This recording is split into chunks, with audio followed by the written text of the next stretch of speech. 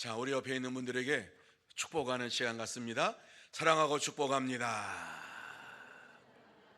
예수님만 사랑합시다. 오늘 이 저녁에도 예수님만 사랑하고 예수님만 자랑하기를 원하시는 분들이 주님 앞에 나온 줄로 믿습니다. 이 시간 어떠한 모습으로 나왔든지 간에 은혜 받고 돌아가는 시간 되시기 바라고, 성령 충만함 받고 돌아가는 복된 시간 되시기를 예수님의 이름으로 축원합니다. 찬양대를 보면 참 감사해요. 저기 서서 저도 찬양을 하고 싶을 때가 있어요. 그런데 목사가 되고 난 다음에 찬양대에 들어가서 찬양을 할 시간이 없더라고요. 찬양대가 찬양을 하면 나도 저희가 가지고 찬양을 같이 했으면 좋겠다 하는 이러한 마음이 마음속에 있어요.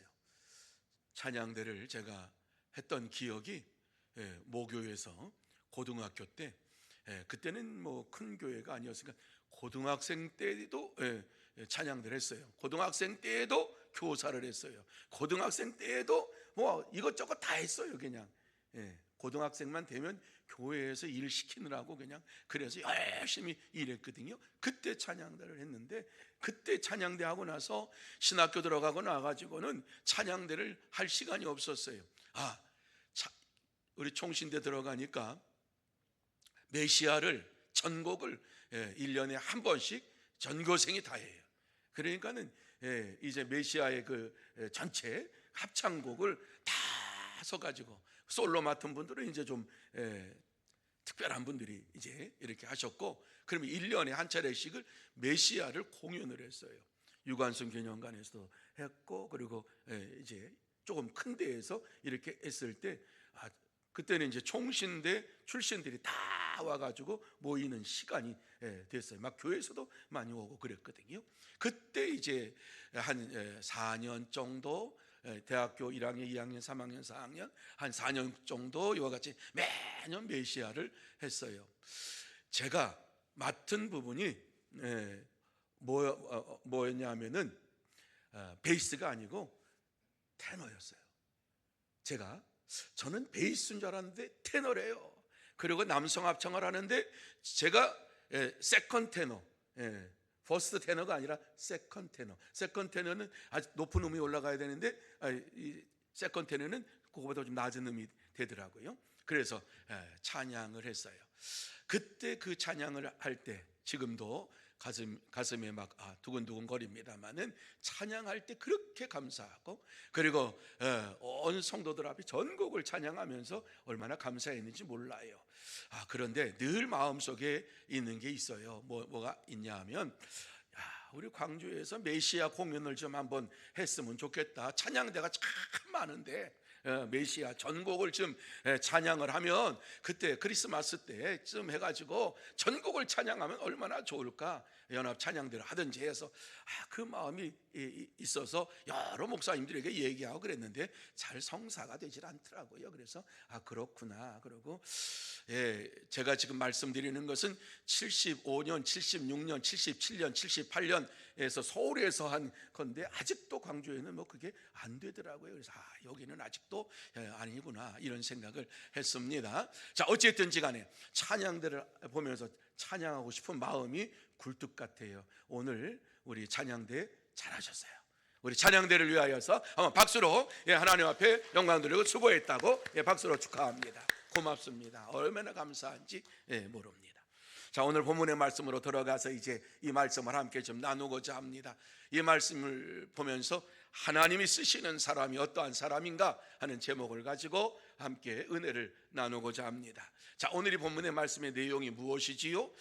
베드로가 요빠에 머물고 있다가 당시에 그 당시에 유대 지역의 행정상 수도였던 가이사라에 살고 있던 로마 백부장 고넬료의 가정에 들어가서 고넬료의 가정 속에서 이와 같이 구원의 역사를 베풀었다.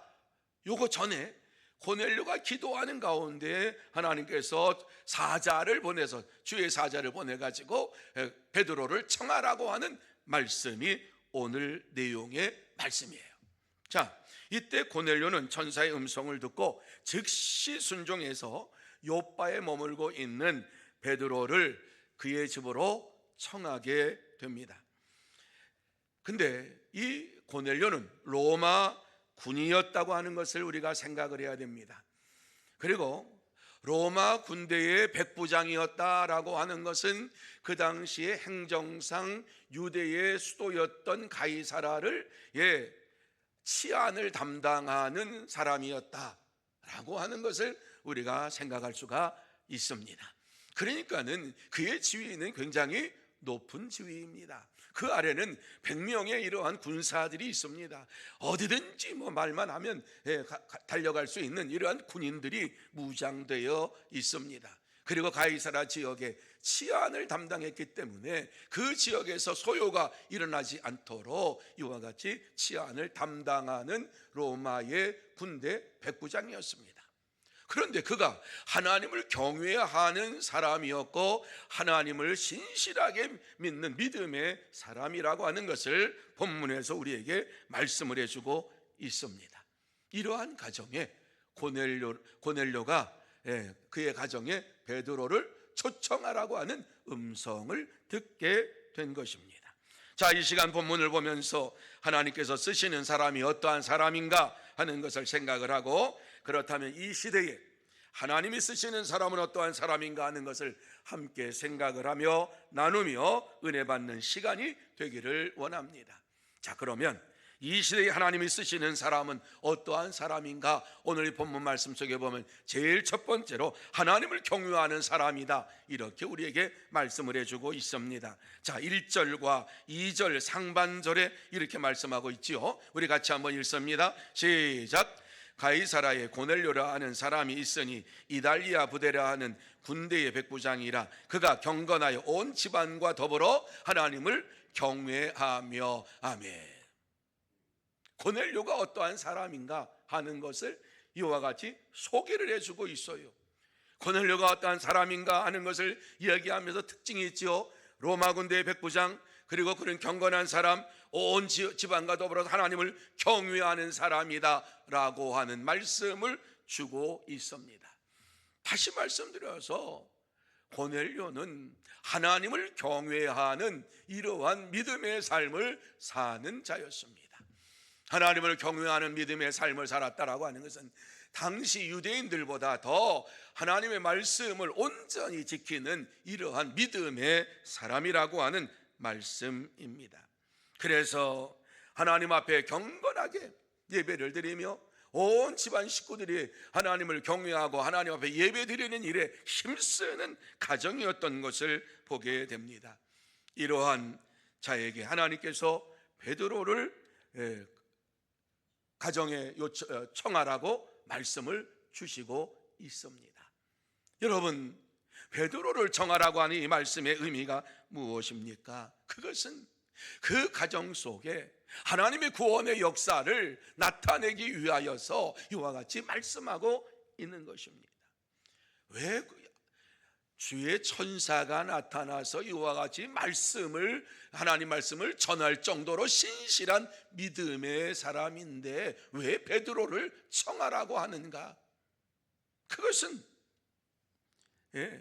하나님을 믿는 믿음의 사람들이 구원함에 이르는 이러한 믿음의 삶을 살기를 원해서 그렇습니다. 하나님을 경외하는 자에게 하나님께서 이러한 축복을 허락해 주시는 것이지요. 여러분, 가이사라에 베드로가 내려갔다, 그리고 고넬료가 요청했다, 이러한 모든 것이 하나님의 계획 속에 이루어진 것을 보게 됩니다. 그래서 당시 유대 지역의 행정 수도였던 이 가이사라의 책임을 지고 있는 이 고넬료 가정에 이와 같이 가게 된 원인이 무엇인가 하는 것을 말씀하고 있는데, 하나님께서 강권적으로 보내심을 받은 자였 베드로가 보내심을 받았어요. 뿐만 아니라 고넬료는 하나님을 경외하는 자로 인정받았기 때문에 하나님께서 그의 가정 속에 구원의 역사를 이루기를 원하셨던 거예요.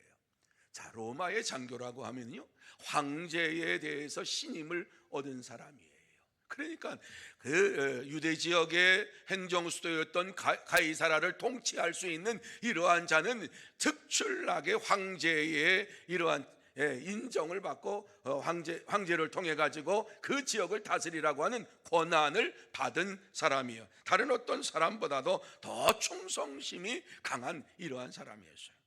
그래서 이 당시에 이 충성심이 강한 이러한 로마 황제를 신처럼 모시는 이러한 자들이 무장이 되어 있는데, 로마 황제를 신으로 섬기는 것이 아니라 하나님을 신으로 섬기면서 하나님의 말씀을 따라 순종하며 하나님을 경외하는 믿음의 삶을 사는 자가 되었다라고 하는 것은 아주 특별한 의미입니다.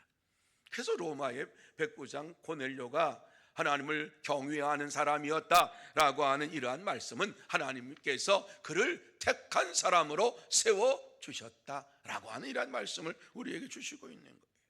하나님께서 그에게 은혜를 베풀어 주셔서 하나님을 경외할 수 있도록 역사하여 주시고 하나님을 믿을 수 있도록 은혜를 베풀어 주시고 온 가정이 경건한 믿음의 삶을 살아갈 수 있도록 하나님께서 인도해 주셨어요. 아주 특별한 사람이죠. 특별한 가정이지요. 하나님을 믿을 때에도 어떻게 믿었는가 생각을 해봤어요. 군인 정신으로 이와 같이 하나님을 경외하는 이러한 믿음의 삶을 살았을 것 같아요. 군인 정신이 무엇입니까? 가라 하면 가는 거예요. 하라 하면 하는 거예요. 뭐 못합니다, 안 합니다가 없어요. 하나님의 말씀에 순종하며 달려가는 믿음의 삶, 하나님을 경외한다라고 하는 것이 무엇인가 하는 것을 고넬료는 분명하게 말씀대로 이와 같이 생활하는 이러한 모습을 보여준 것이지요.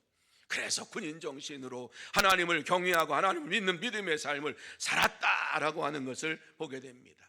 여러분, 이러한 사실이 혼자만 이와 같이 그 가정만 하나님을 경외하고 하나님을 섬기는 이러한 가정이 삶이 아니었고, 그 집안의 종들이 우리 고넬료, 백부장 고넬료는 하나님을 경외하는 사람인 줄 다 알았어요.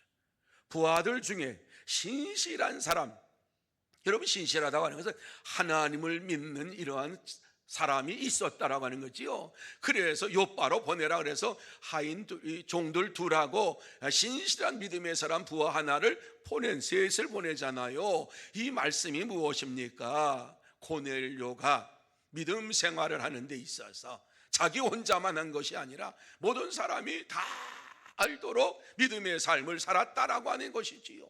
종들도 알고 부하들도 알고, 우리 고넬료 백부장은 하나님을 신실하게 섬기는 사람이요, 하나님을 경외하는 사람이요, 하나님을 예배하는 사람이라고 하는 사실을 다 알고 있었습니다. 이게 7절 말씀에 나오는 얘기예요. 이러한 사실을 볼 때에 그는 하나님을 철저하게 말씀대로 믿고 말씀대로 순종하면서 그 말씀이 하라는 것은 다 순종하고 하지 말라는 것을 하지 아니하는 이러한 참된 믿음의 삶을 사는 자였어요. 그러니까 어떻게 보면 유대인보다 더 유대인답게 산 거예요. 하나님의 백성답게 산 거예요. 하나님을 경외하는 것이 습관적으로 관습적으로 이와 같이 이루어진 것이 아니라 하나님의 말씀을 절대적인 믿음의 근본으로 알고 그 말씀을 따라서 믿음으로 살았다라고 하는 말씀입니다. 여러분, 오늘날도 하나님은 그의 말씀을 묵상하고 진실로 그를 경외하는 자들을 찾고 계십니다. 고넬료처럼 하나님을 온전히 믿고 경외하며 온 집안이 경건한 삶을 사는 이러한 자들을 찾고 계십니다. 그러므로 저와 여러 모두 다 하나님 베풀어 주신 은혜를 생각하면서, 지금까지 나에게 주신 하나님의 그 은혜를 생각하면서 날마다 경건의 삶을 살고 하나님을 경외하는 삶을 살아야 할 줄로 믿습니다. 그렇습니다. 참된 성도는 날마다 하나님의 말씀을 묵상하고 그를 경외하며 경건한 믿음의 삶을 살기를 힘씁니다. 그러므로 저와 여러분 모두 다 날마다 하나님 말씀을 묵상하고 하나님을 경외하고 경건한 믿음의 삶을 살아가는 데 있어서 최선을 다하는 참된 성도, 복된 성도가 다 되시기를 예수님의 이름으로 축원합니다. 두 번째로, 항상 구제하고 기도하는 사람이다 하는 것을 우리에게 말씀을 해주고 있습니다. 하나님께서 쓰시는 사람이 어떤 사람인가?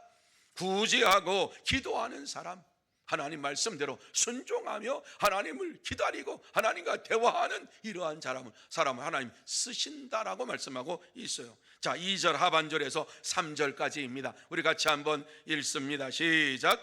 백성을 많이 구제하고 하나님께 항상 기도하느니 하루는 제 9시쯤 되어 환상 중에 밝히 보매. 믿으시면 아멘.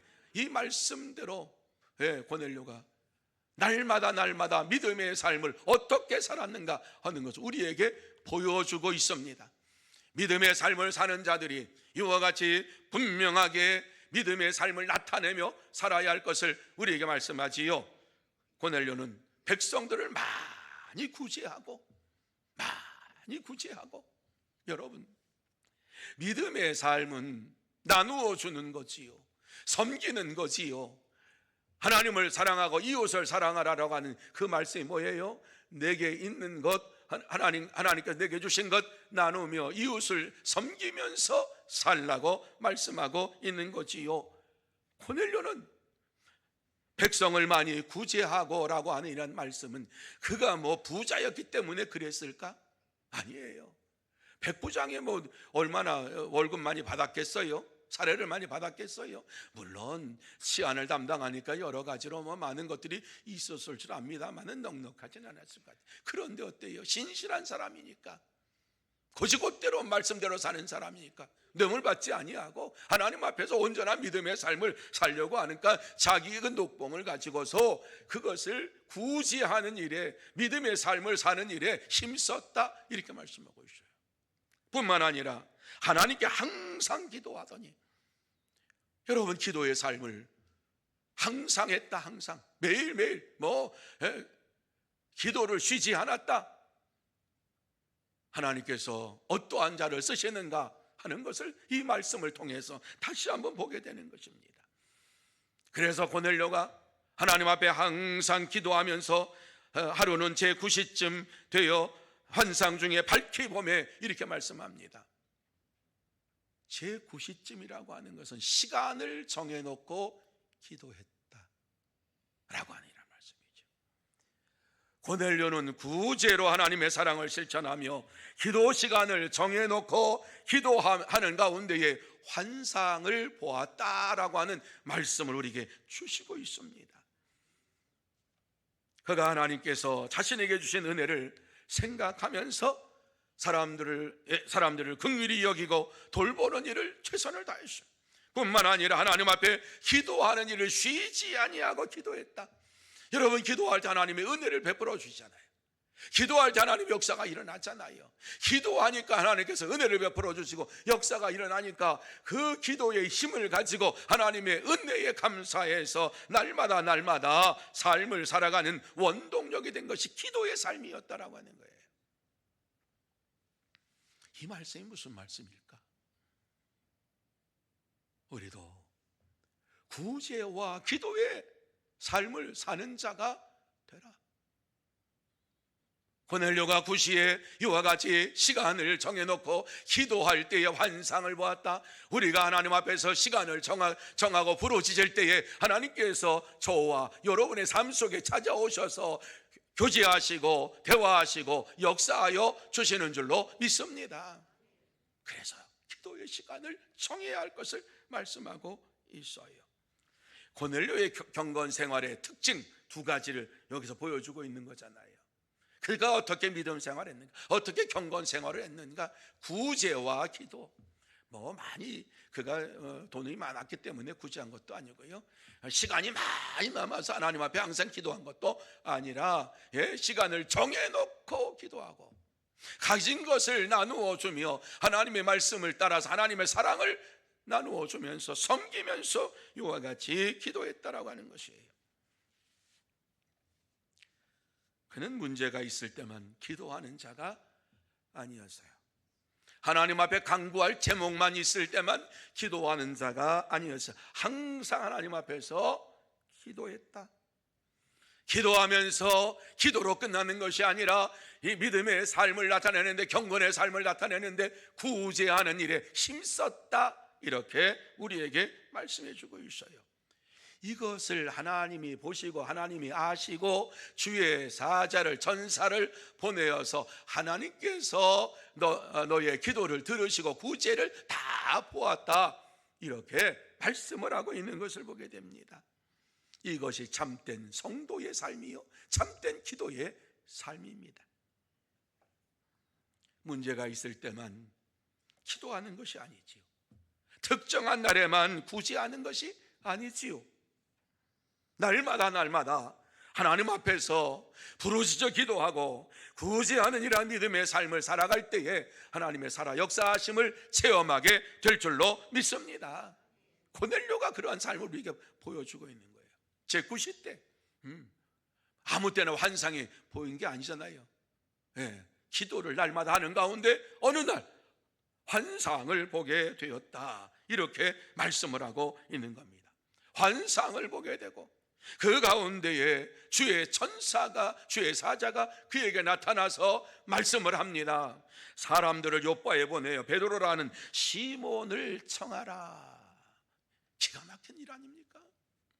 저는 말씀을 볼 때마다 지금 이 시대에도 하나님께서 이렇게 우리에게 역사해 주시기를 원하고 있습니다. 그래서 기도할 때에 하나님께서 음성을 들려주시고 이와 같이 이것을 네가 해야 된다 말씀하시는 주의 음성을 듣고서 살고 싶어요.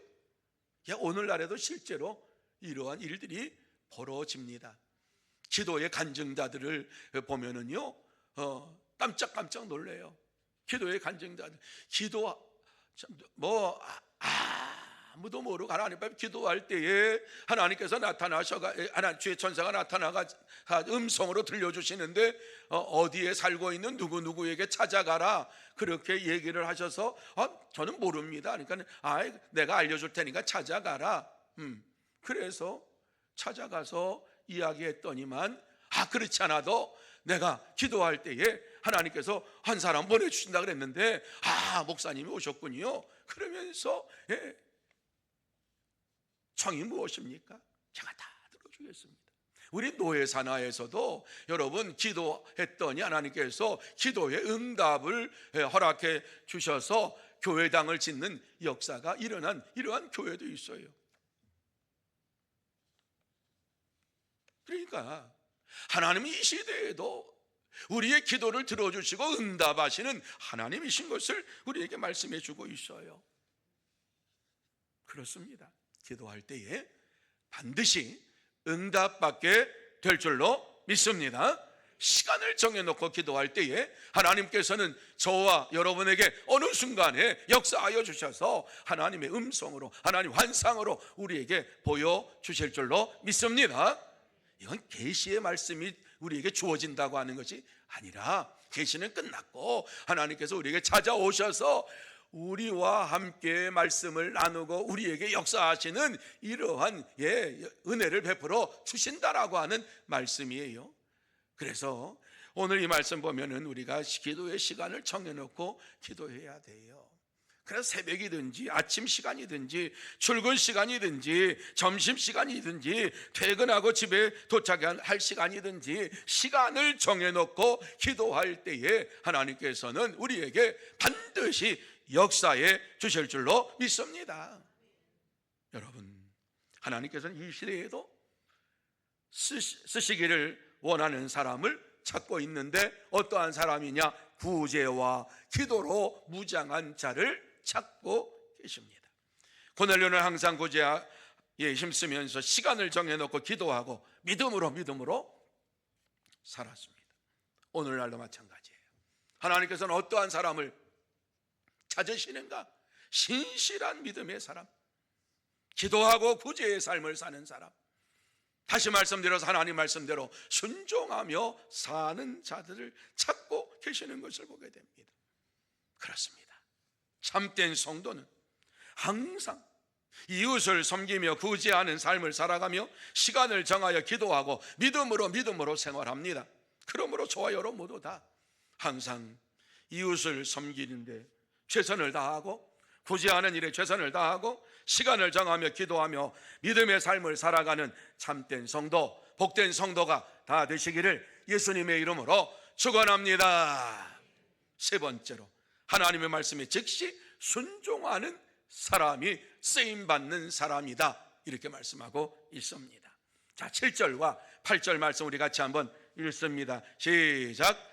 마침 말하던 천사가 떠나매 고넬료가 집안 아인 둘과 부하 가운데 경건한 사람 하나를 불러 이 일을 다 이루고 요바로 보내니라. 아멘, 아멘, 아멘, 아멘. 자, 오늘 이 말씀, 고넬료는 하나님 앞에 쓰임받는 사람이었구나 하는 것을 보게 되는데, 주의 천사가 나타나서, 사자가 나타나서 말씀하신 것을 즉시 순종하는 이러한 자였어요. 요바에 가서 지금 요바에 머물고 있는 베드로를 초청해 와라, 청해 와라. 그러니까 즉시 순종해. 즉시 천사가 떠나고 고넬료가 집안 아인 둘과 그 가운데 경건한 사람, 믿음의 사람, 다시 말해 하나님을 이와 같이 고넬료처럼 믿는 믿음의 사람, 자기가 이와 같이 인정할 수 있는 그러한 부하 한 사람을 보내서, 경건한 하나를 불러가지고 요바로 보냈다. 즉시 보낸 거예요. 즉시 보낸 거예요. 조금 기다린 것도 없어요. 바로 이 음성을 듣고 천사가 떠나니까, 제 9시쯤 기도할 때에 이 9시를 보면은 이게 보통 몇 시일까 생각을 하는데, 로마의 9시라고 하면은 보통 5시간 플러스를 하기도 하고 그러는데, 그렇다고 하면 14시간, 6시간? 그러니까 15시간, 오후 3시쯤 이 정도. 오후 기도죠. 그러니까 기도가 끝나자마자 바로 보내서 이제 베드로를 초청하기 위해서 요바로 즉시 보냈던 것을 보게 됩니다.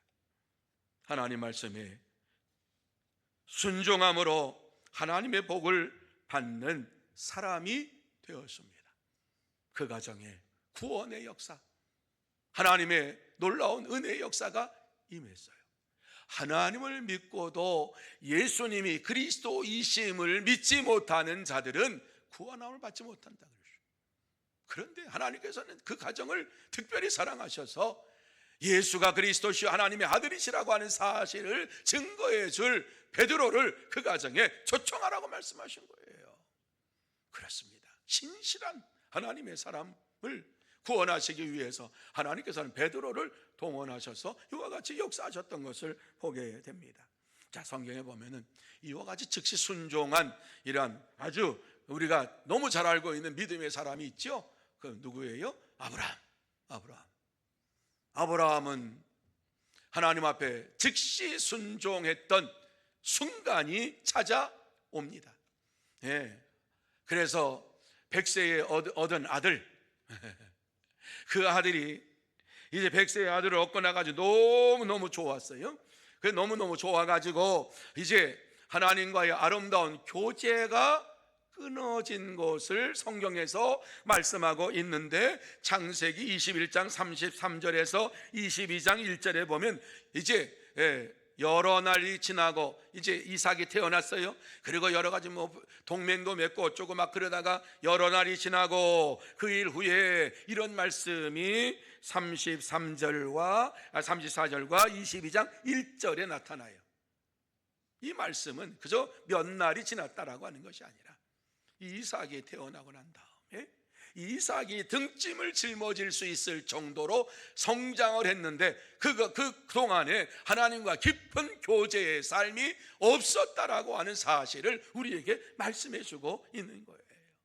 그러니까 아들을 얻어가지고 너무 좋았어요. 너무 신났어요. 그러니까 아들이 성장하는 것만 봐도 그냥 배가 안 먹어도 배가 불러요. 그냥. 그러니까 이삭이 쑥쑥 자라가고, 그러니까 얼마나 신났는지 하나님과의 기도의 시간을 놓치고 하나님과의 교제의 시간을 놓쳤다라고 하는 것이지요. 그래서 하나님께서 네가 나를 진짜 사랑하는지 내가 한번 너를 시험해 보겠다라고 말씀을 하면서 이삭을 바쳐라 나에게 말씀하신 거예요.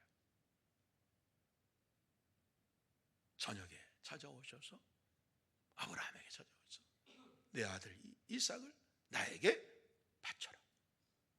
청천벽력 같은 일이에요. 지금 이삭이 성장을 해서 등짐을 지고서 정말 일꾼의 한몫을 하는 이러한 아이로 성장을 했는데 그 아이를 바치라고 하니까 얼마나 아브라함이 마음이 흔들렸을까. 그런데 그러한 것에 대하여서 성경은 기록이 없어요. 아브라함이 그 밤을 지나고 아침에 일찍이 일어나서 나무를 쪼개서 하인들과 함께 이삭과 하나님께서 말씀하신 모리아 산으로 떠나니라, 이렇게 말씀해요. 즉시 순종했어요. 하나님을 사랑하는 이러한 뜨거운 마음이 변하지 아니한 것을 하나님 앞에 나타내 보여서요. 3일 길을 걸어가서 모리아 산에 가가지고 이삭이 아버지에게 묻잖아요. 아버지, 제단 다 쌓아놨는데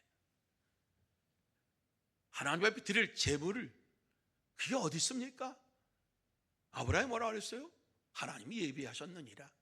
그리고 다 쌓았어요. 그리고 마지막 말이 뭐예요? 하나님께서 너 바치랜다.